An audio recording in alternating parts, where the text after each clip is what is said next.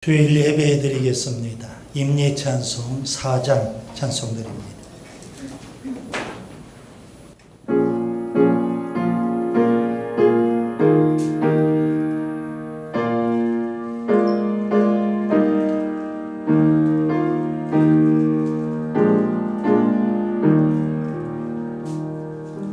성부 성자와 성령 영원히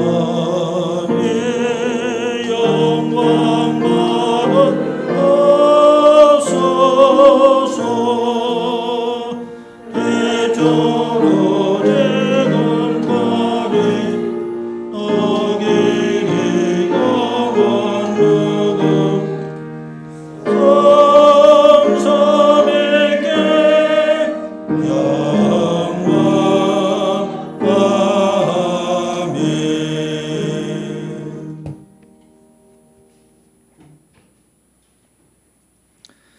너희 권능 있는 자들아, 영광과 능력을 여호와께 돌리고 돌릴지어다.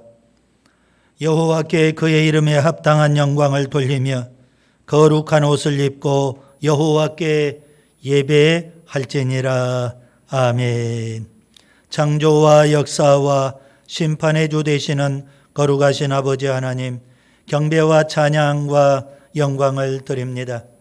영원히 죽어마땅한 저희들을 구원하여 하나님의 자녀를 삼아주시고 비전 공동체를 이루게 하시니 감사를 드립니다. 우리를 예수님의 제자로 삼으시고 이 마지막 때에 사명자로 전도자로 세워주시니 감사합니다. 시마다 때마다 은혜와 복을 주시고 날마다 푸른 초장 쉴만한 물가로 인도하시며 구름기둥 불기둥으로 지켜 보호해 주시니 감사를 드립니다. 장마가 서서히 물러가고 무더운 여름이 계속되고 있습니다. 코로나19 전염병도 기승을 부리고 있습니다. 우리의 건강을 지켜주시고 오늘 또 예배로 불러주시니 감사합니다. 성령으로 기름 부으셔서 거룩한 예배자가 되게 해주시고 성령으로 충만해서 영과 진리로 하나님을 예배할 수 있게 해 주옵소서. 우리 생각을 다스려 주시고 육신을 주장해 주시며 예배드린 이곳의 공기와 분위기까지도 선히 인도해 주옵소서. 예수님 귀하신 이름으로 기원하옵나이다. 아멘.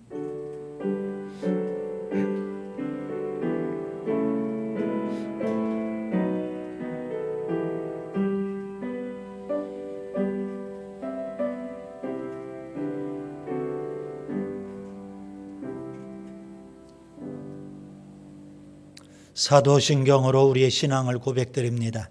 나는 전능하신 아버지 하나님 천지의 창조주를 믿습니다. 나는 그의 유일하신 아들 우리 주 예수 그리스도를 믿습니다. 그는 성령으로 잉태되어 동정녀 마리아에게서 나시고 본디오 빌라도에게 고난을 받아 십자가에 못 박혀 죽으시고 장사된 지 사흘 만에 죽은 자 가운데서 다시 살아나셨으며 하늘에 오르시어 전능하신 아버지 하나님 우편에 앉아 계시다가 거기로부터 살아있는 자와 죽은 자를 심판하러 오십니다. 나는 성령을 믿으며 거룩한 공교회와 성도의 교제와 죄를 용서받는 것과 몸의 부활과 영생을 믿습니다. 아멘. 박예리 순장님께서 대표로 기도해 주시겠습니다.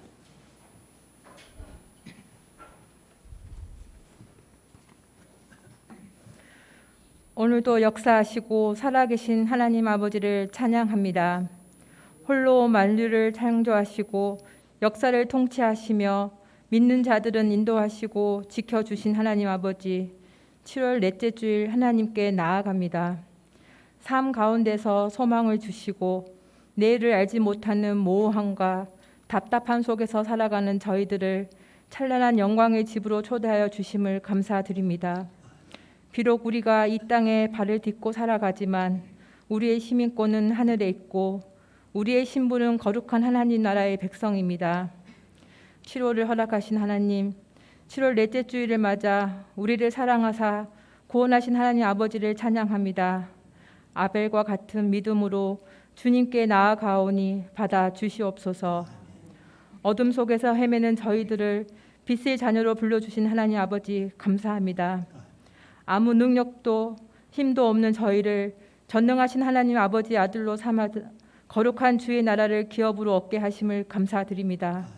주님을 따라가면서도 우리는 종종 길을 잃고 헤맵니다. 주님의 인도하심을 신뢰하지 못하고 따르지 못하기 때문입니다. 주님을 사랑한다 하면서도 세상의 조류에 휩쓸려 살아갈 때가 많습니다. 거룩한 주일 주님을 기억하시고 주의 보좌 앞에 나오사오니 우리의 마음과 영혼을 새롭게 하사 하나님만으로 충만하게 채워지게 하시고 우리의 눈이 하나님만을 바라보게 하시고 우리의 귀가 주의 음성만 귀 기울이게 하옵시고 우리의 손과 발이 오직 주님을 위해서만 사용하게 하옵소서. 오늘도 주님께 예배하고자 우리의 눈을 뜨고 우리의 입술을 열어 주님을 바라보며 주님을 찬양할 때 영광 받아 주시옵소서. 하나님의 뜻을 따르기를 귀찮아할 때 모든 태만함을 주님은 알고 계십니다. 진리인 줄도 알면서도 세상과 타협하며 하나님을 멀리하는 저희들의 죄를 용서하여 주시옵고 우리 안에 부지런함과 성실함을 허락하여 주심을 감사합니다. 하나님을 사랑하고 하나님을 신뢰하는 삶이 되기를 원합니다. 우리 안에 남겨진 모든 죄악을 용서하시고 긍휼히 여기사 하나님을 온전히 사랑하게 하옵소서. 계절의 변화에 따라 실록은 점점 짙어갑니다. 자연은 계절에 맞는 옷을 입고 기온에 합당한 모습을 하고 있습니다. 계절은 이제 완연한 여름이 되었습니다. 우리의 삶은 어떠한지요? 과연 때에 따라 합당한 신앙의 옷을 입고 있는지 하나님에 따라 합당한 삶을 살아가는지 되돌아보기를 원합니다.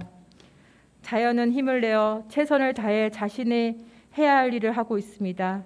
사랑의 주님, 우리도 신앙의 경륜에 맞는 성숙한 믿음을 소유하게 하시고 바르고 곧은 정직한 믿음을 갖게 하옵소서. 하나님의 살아계심을 믿는다 하면서도 세상의 발을 딛고 세상의 원리를 따라가는 어리석은 자의 삶을 살지 않게 하옵소서. 자비하신 하나님, 코로나가 점점 약해지더니 다시금 확진자가 증가하고 있습니다. 이 또한 주님이 함께 하시며 지혜롭게 이겨나갈 수 있음에 감사드립니다. 그동안 코로나로 인해 답답하고 힘든 시간을 보냈지만 그 힘들었던 시간 가운데 저희들을 붙들어 주시고 저희들을 인도하여 주심을 감사드립니다. 일상이 우연한 것이 아니라 기적임을 다시 한번 깨닫게 되었습니다. 하나님, 이제 다시 회복되는 일상을 통해 매일의 소중함을 깨닫게 하시며 하나님을 예배하는 것이 얼마나 가치 있는가를 잊지 않게 하옵소서. 이번 주부터는 학생들이 방학하게 되었습니다. 8월 7일 아동부 여름 행사에 하나님의 복을 더하시고 하나님을 만나는 시간을 뜻깊은 시간이 되게 하여 주심을 감사드립니다. 7월 28일부터 30일에는 학생부 캠프가 있습니다. 준비하고 계획한 모든 것들이 주의 감사가 되게 하시고 시작과 끝을 감사와 기도가 넘치게 하시고 학생부를 이끄는 교사들에겐 거룩한 주님의 가르치심과 수고와 봉사에 감사를 드리오며 오고 가는 길은 주님이 함께 하시며 안전하게 돌봐주시고 이번 기회를 통하여 우리 학생부가 잃었던 열정을 다시금 되찾기를 원합니다. 은혜를 더하여 주시고 좋은 날씨 허락하시며 매 시간마다 하나님의 은혜가 넘치는 시간이 되게 하옵소서. 오늘도 변함없이 저희들을 사랑하시고 긍휼히 여기시는 하나님, 이제 말씀을 듣고자 합니다. 우리의 마음을 열어 주님의 음성을 듣게 하시고 믿음으로 아멘하며 선포되는 말씀에 화답하게 하옵소서. 일주일 동안 준비하고 기도하며 말씀을 전하시는 목사님께 성령으로 충만하게 하시고 하나님의 영광을 충분히 드러내는 생명의 말씀이 되기를 원합니다. 예배를 돕는 손길들이 있습니다. 보이지 않는 곳에서 오직 주의 이름을 위하여 수고하고 헌신하는 이들에게 복을 더하사 평강과 은혜가 그들의 삶과 가정에 충만하게 부어 주시옵소서. 예수님의 이름으로 기도합니다.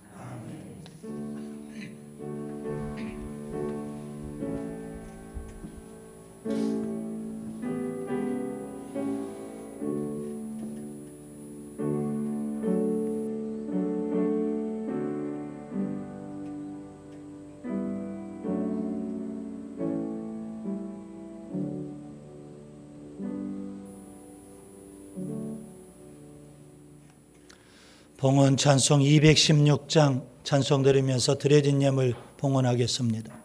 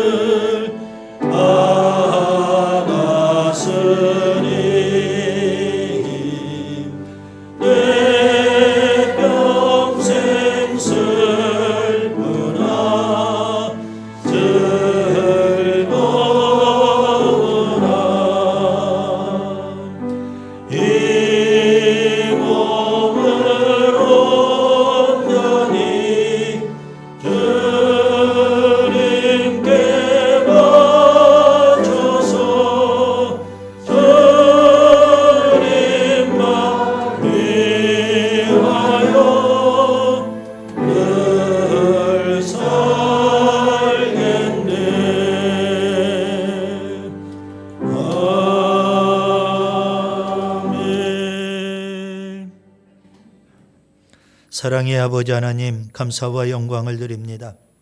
우리 비전의 모든 지체들 예수 정신을 배우고 예수 정신으로 살게 해주시니 감사합니다. 십자가 정신으로 무장하고 우리에게 주어진 십자가를 지고 묵묵히 주님 뒤를 따르는 제자가 되기를 원합니다.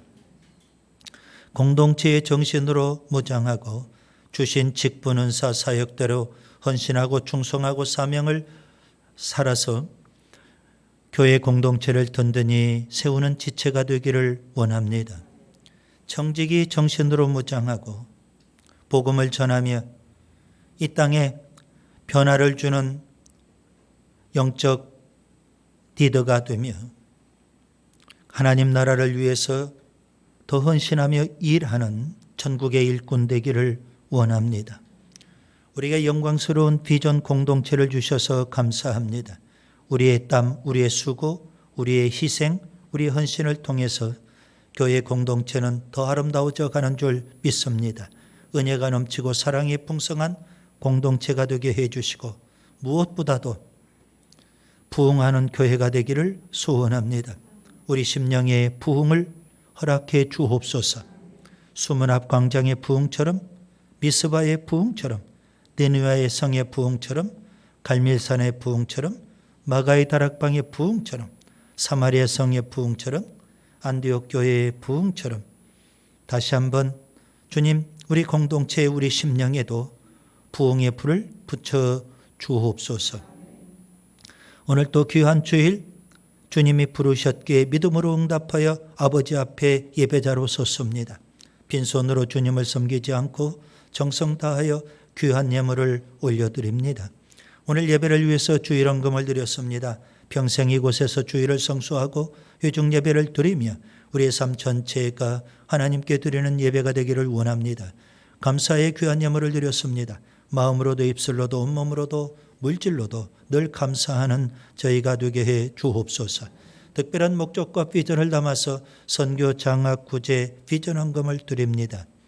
이 예물이 쓰이는 곳에 하나님의 사랑이, 하나님의 나라가, 복음이 더 드러나는 역사가 있게 해 주옵소서. 11조의 귀한 예물도 드립니다. 모든 것이 다 하나님의 것임을 고백합니다. 지난 한 주, 지난 한 달 땀 흘려 열심히 일터를 가꾸었고 주님께서 젖과 꿀을 주셔서 정직하게 주님 앞에 드리며 그리고 또 선한 일에도 부요하고 가정 경제도 부요하게 잘 꾸려가게 해 주옵소서. 좀과 동록이 우리 가정의 경제를 해하지 않게 해 주시며 자족하고 만족하고 감사하며 그리고 검소하게 사는 저희들의 삶이 되게 해 주옵소서. 오늘 또 교회를 위해서 또 예배를 위해서 수고한 손길들이 있습니다. 우리 교사들을 축복합니다. 주방에서 봉사하는 봉사팀을 축복합니다. 오늘 또 예배를 돕는 찬양단을 축복합니다. 또 순장들 축복합니다. 저마다 주어진 사역들 성실하게 잘 감당하게 해주시고 교회는 더 풍성해지는 은혜가 있게 해 주옵소서. 소원을 품고 하나님 앞에 나와 기도할 때 하늘문을 여시고 응답과 축복과 기적의 역사를 베풀어 주옵소서. 가난과 질병이 우리를 괴롭히고 있습니다. 예수 그리스도의 이름으로 명하노니 가난과 질병은 물러갈지어다.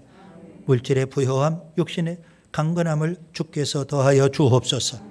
올여름 무더위도 잘 이기고 코로나 전염병도 잘 극복하게 해 주옵소서.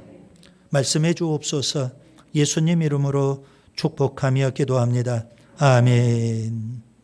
감사합니다. 사랑합니다. 인사 나누겠습니다. 나누는 이야기 주보 보겠습니다. 7월의 영성훈련은 직분 생활입니다. 주님의 몸인 교회를 자랑하며 공동체에 헌신하는 직분자가 될 수 있기를 바랍니다. 매일 30분 성경, 30분 기도, 경건훈련에 더 힘쓰셔야 합니다.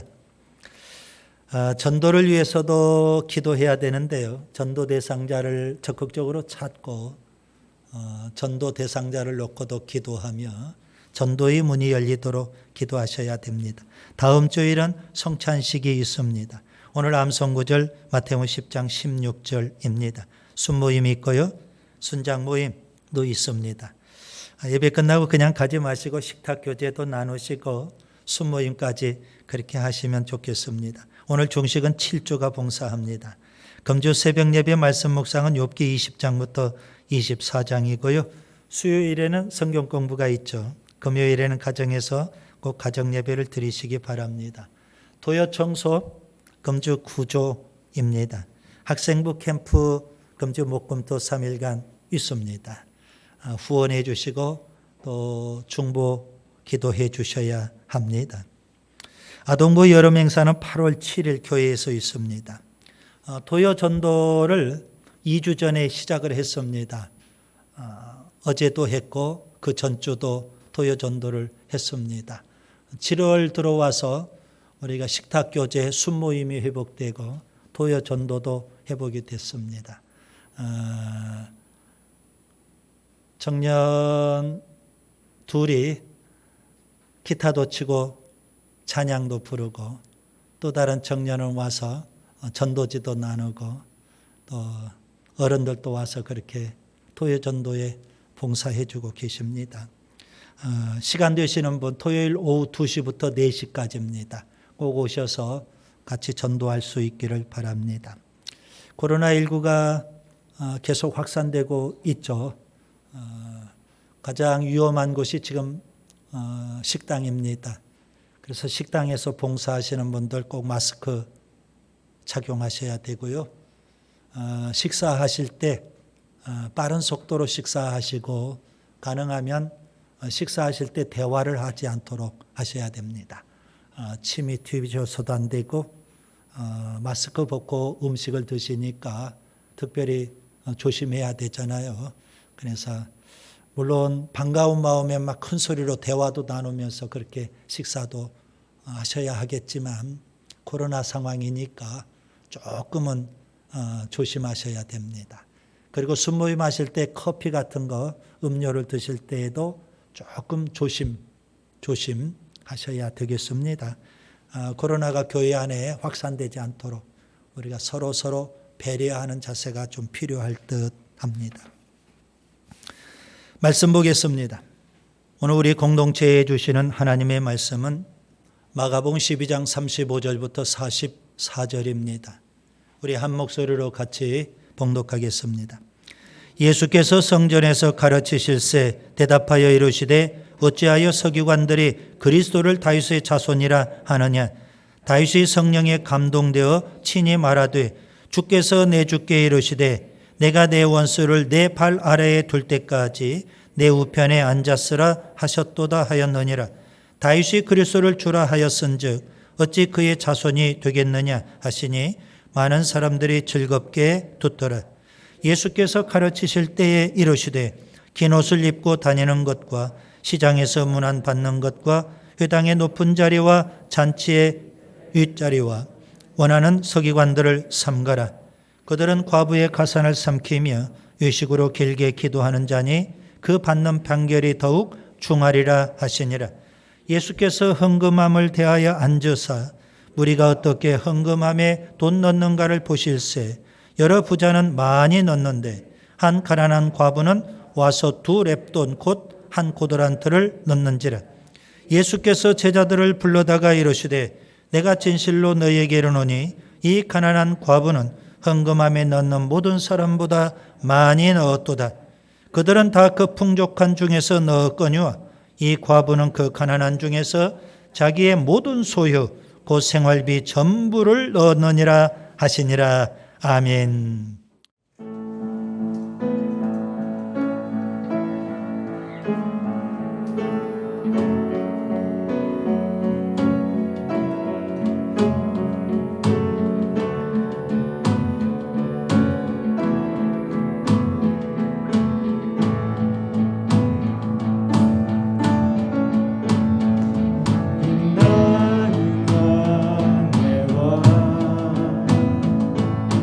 영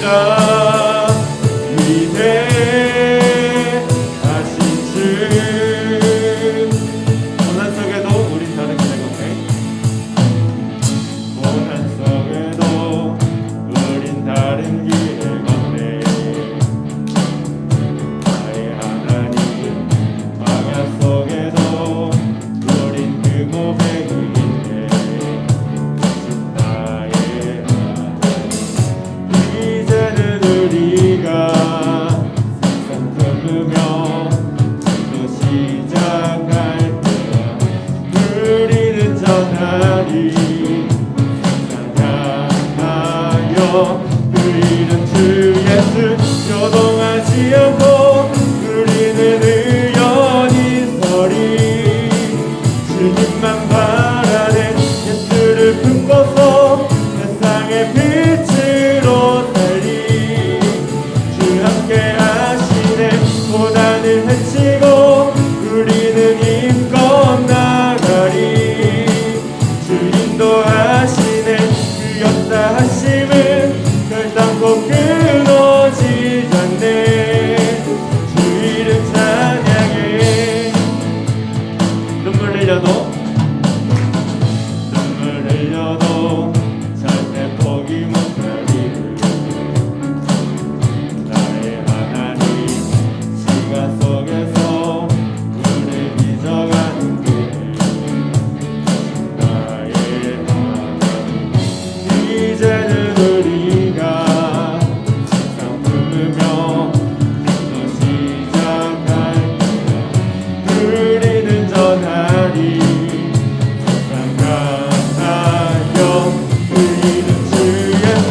요동하지 않고 우리는 의연히 서리 주님만 바라네 예수를 품고서 세상의 빛으로 살리 주 함께 하시네 고난을 헤치고 우리는 힘껏 나가리 주 인도하시네 그 역사하심은 결단코 끊어지지 않네 주 이름 찬양해 요동하지 않고 우리는 의연히 서리 주님만 바라네 예수를 품고서 세상의 빛으로 살리 주 함께 하시네 고난을 헤치고 우리는 힘껏 나가리 주 인도하시네 그 역사하심은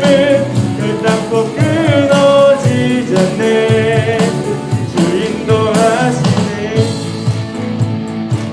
많은 사람들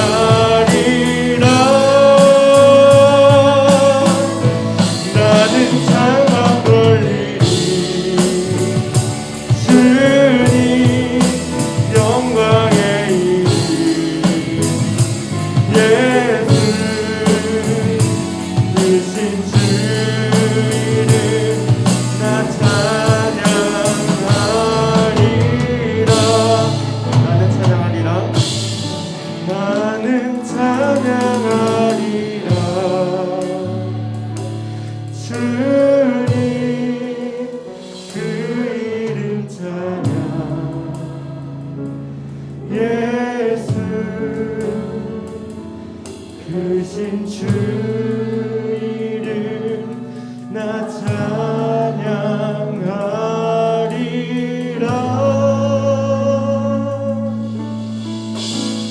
나는 찬양하리라. 주님 그 이름 찬양. 예수 크신 주 이름 나 찬양하리라. 우리 모두 하나님께 영광의 박수 올려드리겠습니다. 예수님은 첫째 되는 계명을 질문하는 서기관에게 하나님 사랑, 이웃 사랑이 최고의 계명이라고 말씀하십니다. 그리고 이어서 예수님은 그 서기관에게 의미심장한 한마디를 남겨주셨습니다. 내가 하나님의 나라에서 멀지 않도다. 하나님의 나라에 들어갈 수만 있다면 얼마나 좋을까요? 누가 하나님의 나라에 들어갈 수 있을까요?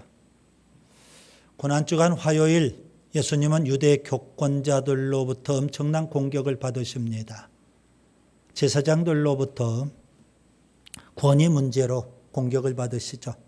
바리새인과 헤롯 당원들로부터 세금 문제로 공격을 받으십니다. 그리고 사두개인들로부터 부활 문제로 공격을 받으십니다. 게다가 한 서기관은 가장 큰 계명의 문제로 예수님을 또 시험하기도 합니다. 여러분, 그들 모두는 유대교의 교권자들입니다. 그 시대 최고의 종교 지도자들입니다. 그들이 하나님의 나라에 들어갈 수 있을까요? 이게 참으로 궁금합니다. 그들이 천국에 들어갈 수 있을까요? 오늘 설교 제목은 진실한 신앙인입니다. 거짓된 종교인이 아니라 진실한 신앙인이 되어야 합니다. 목사, 장로, 권사, 안수, 집사, 집사, 직분자가 되는 것이 중요한 것이 아니라 진실한 신앙인이 되는 것이 중요합니다. 오늘 본문을 통해서 저는 진실한 신앙인은 어떠한 사람인지 세 가지를 말씀드리려고 합니다. 첫째, 성경을 사랑해야 합니다. 본문 35절부터 37절을 보겠습니다. 본문 35절에 예수님은 성경을 가르치시죠. 본문 37절에 보면 많은 사람들은 예수님이 가르치신 말씀을 즐겁게 듣고 있습니다. 여러분, 여기 말씀을 즐겁게 듣는다, 이 표현을 여러분 주목하셔야 됩니다. 무슨 의미일까요? 말씀을 사모한다, 말씀을 사랑한다, 말씀을 좋아한다, 그런 의미가 됩니다. 진실한 신앙인은 어떤 사람일까요? 한마디로 표현하면 성경을 사랑하는 사람, 이렇게 표현할 수 있습니다. 여러분, 성전에 와서 우리가 회중 예배를 지금 드리지 않습니까? 하나님 말씀 듣는 일에 힘쓸 수 있기를 바랍니다. 또 교회에 성경 공부가 있지 않습니까? 성경 공부에 참여해서 하나님 말씀 배우는 일에도 힘쓸 수 있기를 바랍니다. 중세 천주교를 개혁했던 종교개혁자들, 그들이 외쳤던 모토가 있습니다. 오직 성경으로. 우리 그리스도인은 그 신앙, 그 정신을 이어받는 겁니다. 오직 성경으로, 이겁니다. 성경을 멀리하면 절대 좋은 신앙인, 진실한 신앙인이 될 수 없습니다. 그래서 더 열심히 우리가 성경을 읽어야 하고요. 더 열심히 성경을 묵상해야 하고요. 더 열심히 성경을 공부해야 되고요. 더 열심히 성경을 암송해야 되고요. 심지어 성경을 열심히 필사도 해야 하는 겁니다. 교회는 어떤 곳일까요? 성경을 가르치는 곳입니다. 목사는 누구일까요? 성경을 가르치는 사람입니다. 오늘 본문을 통해서 저는 성경에 대해서 지금 두 가지를 말씀드리려고 합니다. 하나는 성경은 성령의 감동을 받은 사람들이 쓴 하나님의 말씀입니다. 오늘 성령의 감동이라는 표현이 본문에 나오죠. 디모데후서 3장 16절을 잘 아실 겁니다. 모든 성경은 하나님의 감동으로 된 것으로 교훈과 책망과 바르게 함과 의로 교육하기에 유익하니라. 여러분 본문 36절 예수님이 인용하신 말씀은 시편 110편입니다. 110편을 보시면 다윗이 쓴 시로 나와 있습니다. 일명 아주 유명한 시인데요. 메시아 시로도 알려져 있습니다. 오늘 본문에 보면 다윗은 성령의 감동을 받고 시편 110편을 썼던 겁니다. 여러분 성경이 어떤 책이라고요? 성령의 감동을 받은 사람이 쓴 하나님의 말씀입니다. 그렇기 때문에 성경은 오류가 없이 진리입니다. 그 성경은 우리 그리스도인의 삶의 표준이 되는 겁니다. 여러분 우리 그리스도인은 뭐에 따라서 살아야 될까요? 세상의 가치관이요? 아닙니다. 우리는 하나님 말씀대로 사는 겁니다. 하나님 말씀이 가라하면 가고 하나님 말씀이 아니라면 아닌 것입니다. 하나님 말씀이 죄라고 하면 죄예요. 내가 아무리 항변하고 내가 아무리 우긴다고 해서 그게 되는 게 아닙니다. 하나님 말씀이 기준이에요. 그 다음에 또 하나 오늘 본문을 통해서 성경에 대해서 우리가 배워야 될 소중한 교훈. 성경의 핵심은 예수 그리스도를 통한 구원입니다. 디모데후서 3장 15절 잘 아시죠? 성경은 등이 너로 하여금 그리스도 예수 안에 있는 믿음으로 말미암아 구원에 이르는 지혜가 있게 하느니라. 성경은 분명 말씀합니다. 예수 그리스도를 믿음으로 구원받는다고 그렇게 말씀하고 있습니다. 따라서 우리는 성경을 통해서 우리를 구원해 주시는 그 예수님, 예수 그리스도가 어떠한 분인지를 더 깊이 알아야 하는 줄 믿습니다. 오늘 본문 35절을 보시면 서기관들은요 그리스도가 다윗의 자손이라고 그렇게 가르치고 있습니다. 맞습니다. 그리스도는 다윗의 후손, 다윗의 자손으로 이 땅에 분명 오신다고 구약 성경에 말씀하고 있거든요. 그런데 예수님은요 시편 110편을 인용하면서 서기관들보다도 그리스도에 대해서 더 자세하게 더 정확하게 가르쳐주고 있습니다. 여러분 시편 110편 오늘 인용된 말씀을 보세요. 주께서 내 주께 이르시되 내가 내 원수를 내 발 아래에 둘 때까지 내 우편에 앉았으라. 여러분 여기서 우리가 주목해야 될 표현은 주께서 내 주께 이르시되, 앞에 나오는 주께서, 그 주는 성부 하나님을 가리키는 겁니다. 뒤에 나오는 주, 내 주께 이르시되, 그 주는 그리스도를 가리키는 겁니다. 자, 그렇다면 예수님께서 서기관들과는 달리 가르쳐 주신 그리스도는 어떤 분이실까요? 다윗의 자손이면서 다윗의 주, 다윗의 하나님이 되시는 겁니다. 다윗의 자손이라는 이 표현은 그리스도의 인성을 가리키는 거고요. 다윗의 주, 다윗의 하나님이라는 이 표현은 그리스도의 신성을 가리키는 겁니다. 그럼 그리스도는 우리와 동일하게 참 사람이시고요. 그리스도는 우리와는 달리 참 하나님이 되시는 겁니다. 육신을 입고 다윗의 자손으로 이 땅에 오신 예수님, 그분은 하나님의 아들이십니다. 그 예수님은 우리의 모든 죄를 지고 십자가에 죽으셨습니다. 사망 권세를 이기고 3일 만에 부활하셨습니다. 그 예수님을 믿는 자마다 하나님 우리에게 은혜로 구원을 베풀어 주시는 겁니다. 십자가에 죽으신 예수님 때문에 우리가 죄사함을 받는 거고요. 부활하신 예수님 때문에 우리가 영원한 생명을 얻는 겁니다. 여러분 우리가 받은 구원은 죄사함이고 영생입니다. 그 예수님은 오늘 본문에도 나오죠. 승천하셔서 하나님 보좌 우편에 앉아 계십니다. 교회를 위해서 중보하시고 교회를 통치하고 계십니다. 마지막 때 분명 예수님은 재림하실 겁니다. 재림하실 예수님은 초림하실 예수님과는 분명 다르죠. 만왕의 왕으로 심판주로 그리스도는 재림하게 되십니다. 그래서 온 세상을 심판하시고요. 원수인 더러운 마귀 사탄을 무저갱에 쳐넣고요. 하나님의 백성인 그리스도인들을 천년왕국으로 인도해 주시는 줄 믿습니다. 예수님은 이렇게 아주 정확하게 시편 110편을 인용하면서 그리스도가 어떠한 분인지를 우리에게 가르쳐주고 계시는 겁니다. 여러분, 성경을 여러분이 좀 더 가까이 하시고 성경을 더 사랑하심으로 우리가 진실한 신앙인의 길로 들어갈 수 있기를 바랍니다. 그 다음에 둘째, 마음이 성결해야 합니다. 본문 38절부터 40절을 보겠습니다. 예수님은 서기관들의 의식을 지적하시죠. 그리고 심판을 경고하십니다. 여러분, 의식이라는 것은 겉과 속이 다른 행동, 거짓을 쓰는 것을 의미합니다. 오늘 본문에 보면 예수님께서 아주 구체적으로 서기관들의 의식, 거짓을 고발하고 계십니다. 그들은 경건한 사람처럼 보이기 위해서 긴 예복을 입고 다닙니다. 존경받는 인물처럼 보이려고 시장에서 문안받는 것을 아주 좋아합니다.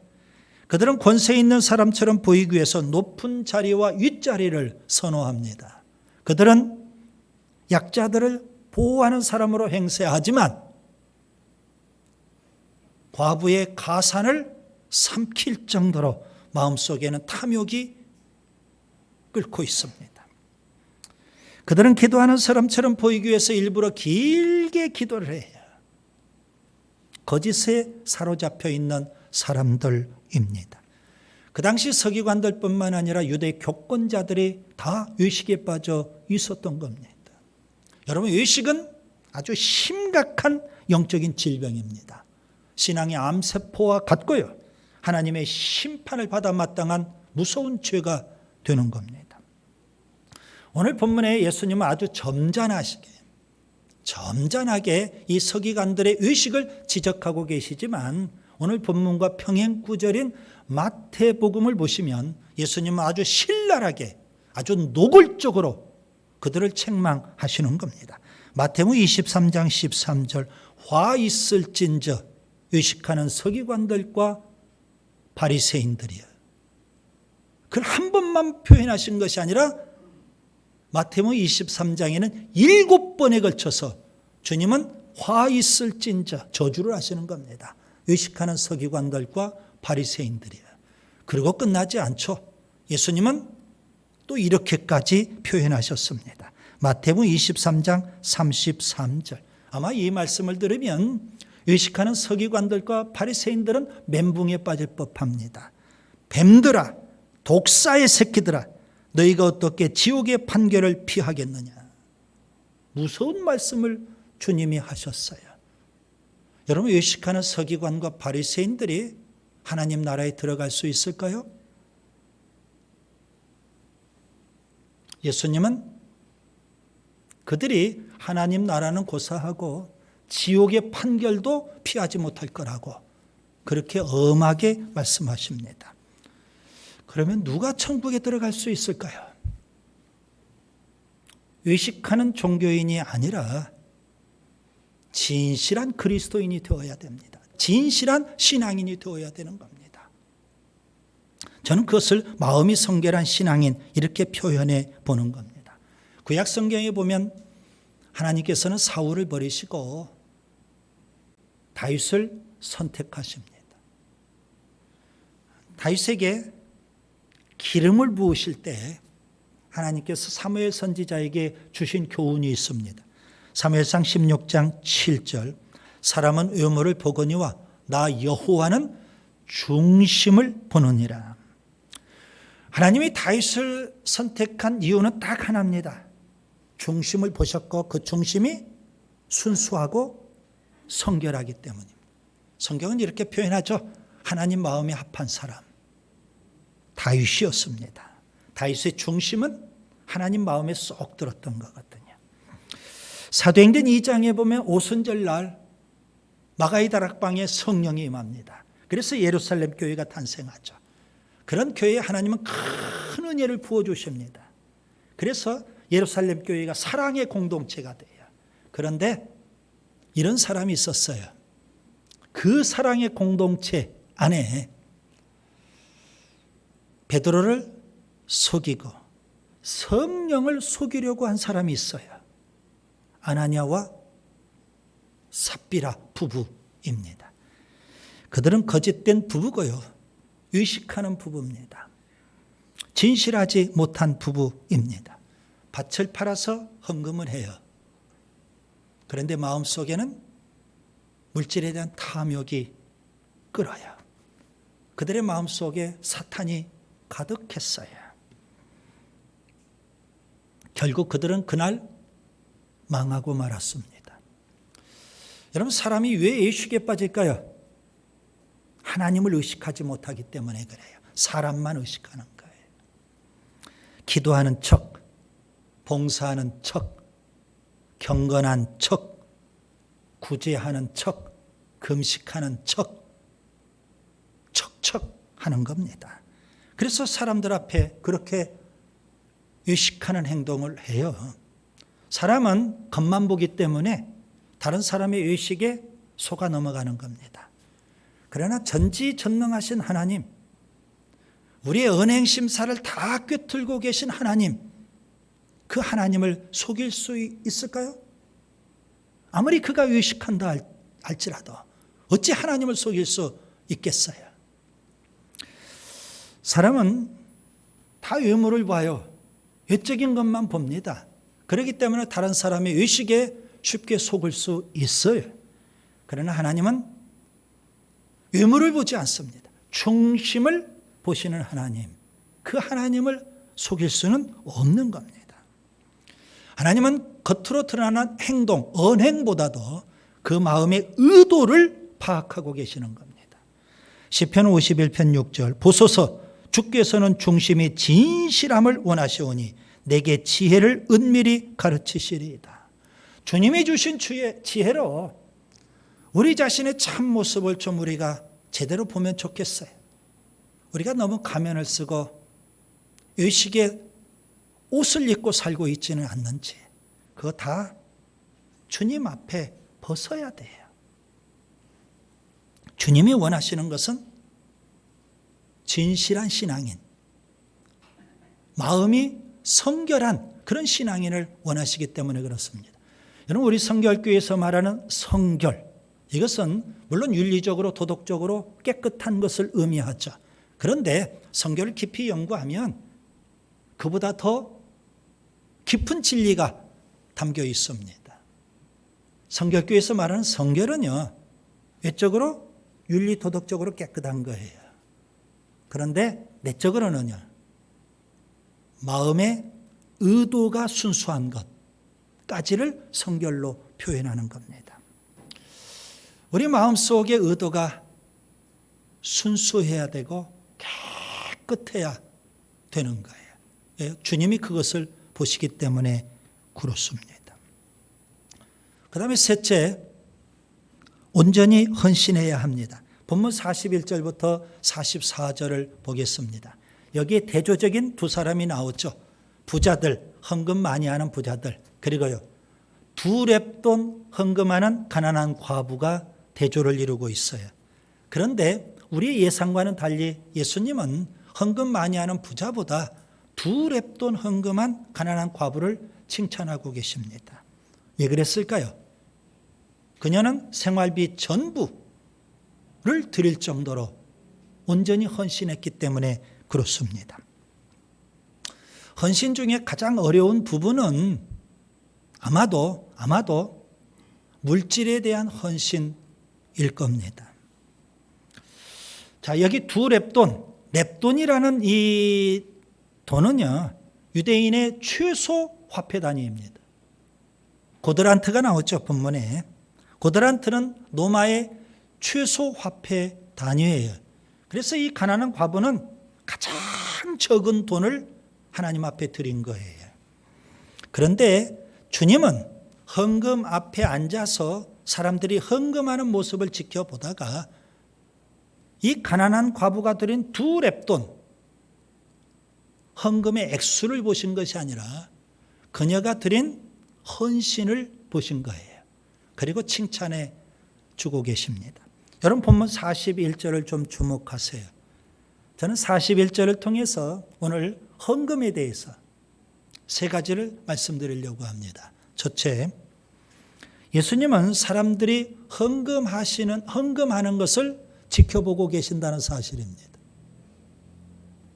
여러분 오늘 예배당에 들어오실 때 헌금을 하셨을 겁니다. 무슨 의식으로 헌금을 하셨을까요? 예수님이 지금 헌금함 앞에 앉아서 내가 헌금하는 것을 지켜보고 계신다.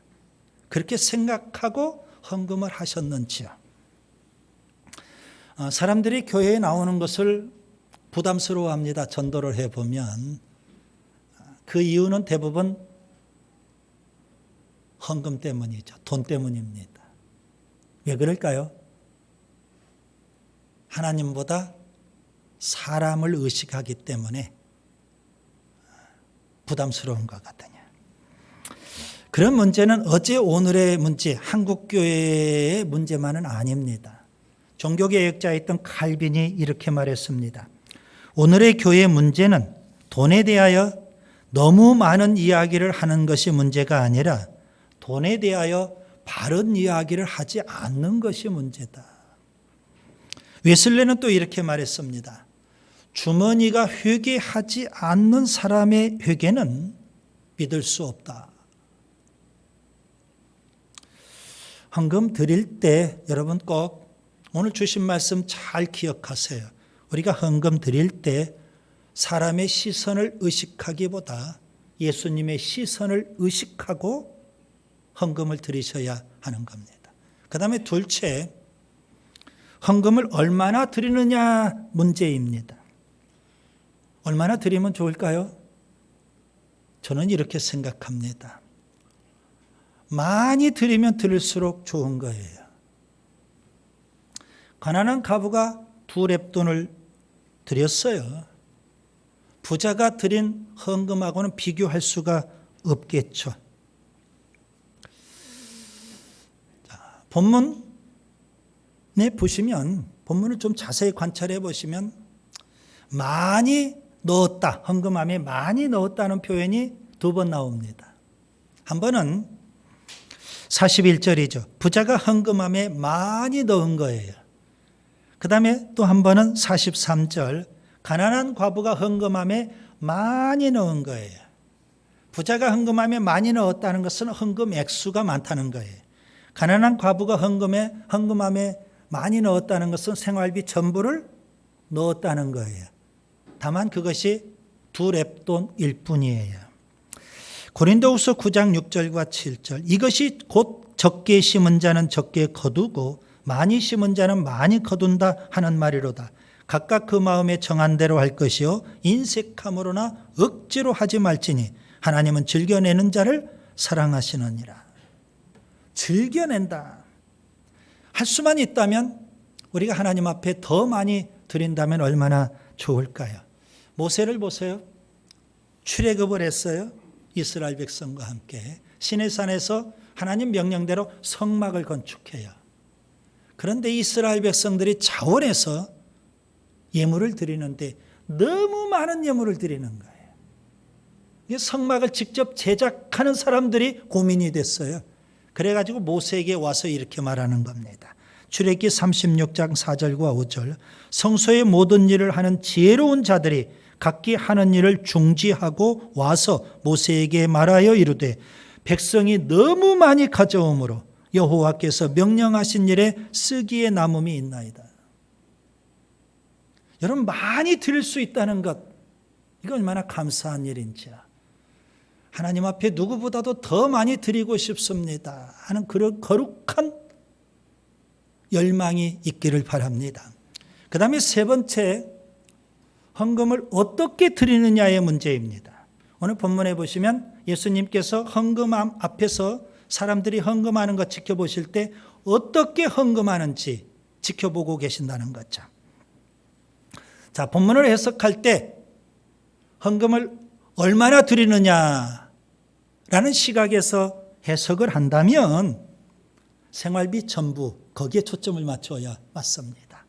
반면에 어떻게 헌금을 드리느냐라는 측면에서 해석을 한다면 과부의 두 렙돈 거기에 초점을 맞추어야 됩니다.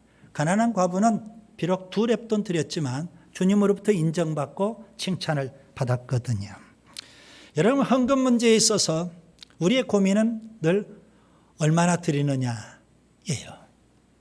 그런데 그보다 더 중요한 문제는 어떻게 드리느냐 이겁니다. 헌금 드리는 액수도 중요하지만 헌금 드리는 태도가 더 중요하다는 사실입니다. 어떻게 드려야 될까요? 여러분, 헌금 속에 세 가지가 담겨 있어야 돼요. 그래야 이 가난한 과부처럼 칭찬받는 헌금이 될 수 있어요. 첫 번째, 마음이 담겨 있어야 합니다. 하나님은 우리의 헌금 이전에 우리의 마음을 원하시기 때문에 그래요. 여러분, 점검해 보세요.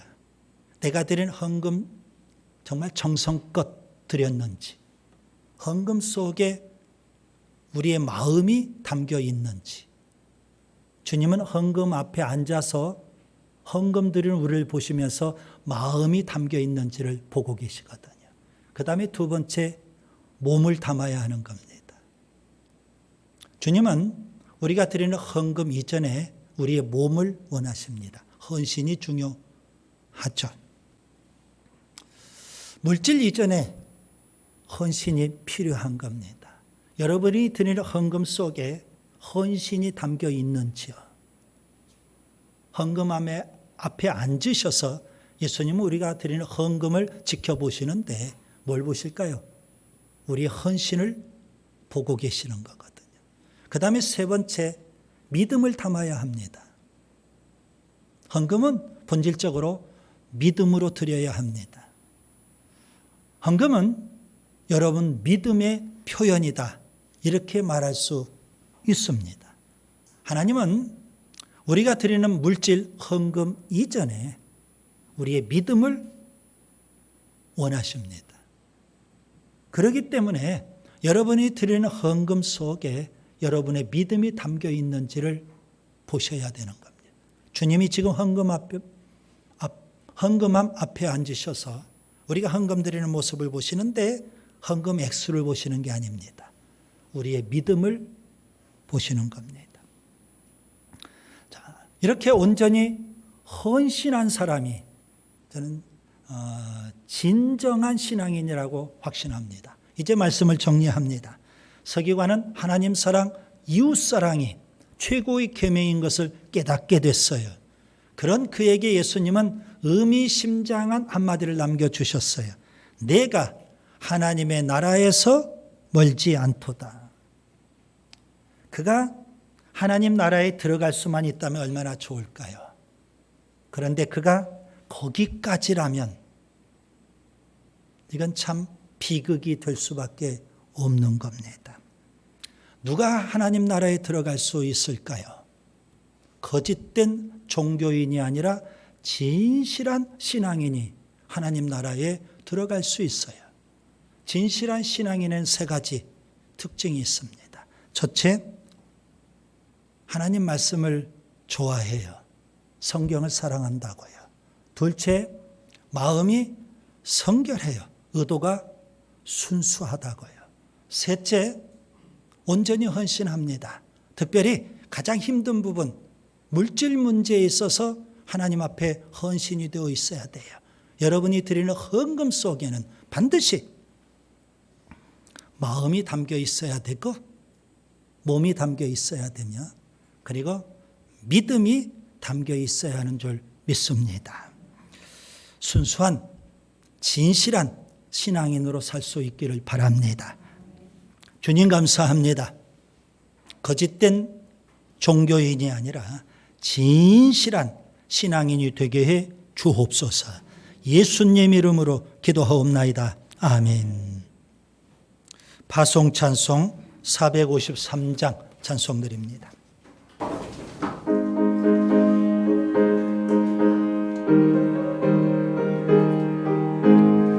예수도 알기 원하네 그거는 얼마나 내와 대속해 주신 사랑을 간절히 알기 원하네 내 평생의 소원 내 평생의 소원 대속해 주신 사랑을 간절히 알기 원하네 성령이 스승되셔서 진리를 가르치시고 거룩한 것을 깨달아 예수를 알게 하소서 내 평생의 소원 내 평생의 소원 대속해 주신 사랑을 간절히 알기 원하네 성령의 감화 받아서 하나님 말씀 배우니 그 말씀 언저리 내 맘에 겨운대도다 내 평생의 소원 내 평생의 소원 대속해 주신 사랑을 간절히 알기 원하네 예수가 계신 보좌는 영광에 걸려있도다 평화의 왕이 오시니 그 나라 왕성하도다 내 평생의 소원 내 평생의 소원 대속해 주신 사랑을 간절히 알기 원하네. 주님이 우리 앞에 계셔서 그대가 갈 바를 몰라 헤맬 때 바른 길을 보여주시기를 바랍니다. 주님이 우리 뒤에 계셔서 그대가 슬픔에 잠겨 힘들 때 은밀히 껴안아 주시기를 바랍니다. 주님이 우리 위에 계셔서 그대가 사방에 쌓여 답답할 때 빛을 비추어 주시기를 바랍니다. 주님이 우리 밑에 계셔서 그대가 깊은 구덩이에 빠질 때 즉시 꺼내어 주시기를 바랍니다. 주님이 우리 안에 계셔서 그대가 이리저리 찢겨 상할 때 온전히 고쳐주시기를 바랍니다. 주님이 우리 곁에 계셔서 그대가 홀로 남아 쓸쓸할 때 조용히 손잡아 주시기를 바랍니다. 이처럼 살아계신 주님이 험한 세상으로 나아가는 우리에게 한없이 복 내려 주시기를 바랍니다. 이제는 주 예수 그리스도의 은혜와 아버지 하나님의 무한하신 사랑과 보혜사 성령님의 교통이 거짓된 종교인이 아니라 진실한 신앙이로 살기를 원하는 우리 모두에게 영원히 함께 하시기를 간절히 축원하옵나이다. 아멘.